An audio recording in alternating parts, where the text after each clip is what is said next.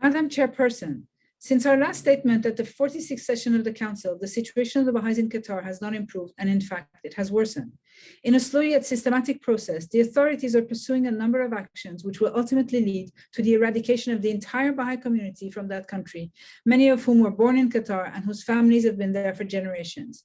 Baha'is can no longer obtain certificate of good conduct in order to secure employment, and their residency permits are not being renewed, even if they have employment.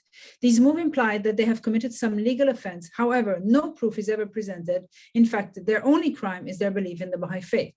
Even Qatari Baha'is who are married to foreigners are being forced to reside outside of their own country. And now the authorities have raised a completely unsubstantiated criminal case against a very prominent Qatari Baha'i and condemned him to imprisonment without due process. Qatar's voluntary pledges for candidature of the Human Rights Council include supporting coexistence between different religions and playing a positive role in advancing human rights. One must therefore ask why Qatar is implementing such a systematic campaign aimed at suffocating its Baha'i community through policies and practices that mirror some of those we see in neighboring Iran. We call on the international community to impress upon the Qatari authorities that they cannot claim a seat on the Council until they guarantee the rights of all those living in Qatar to freely practice the religion of their choice, both alone and in community with others.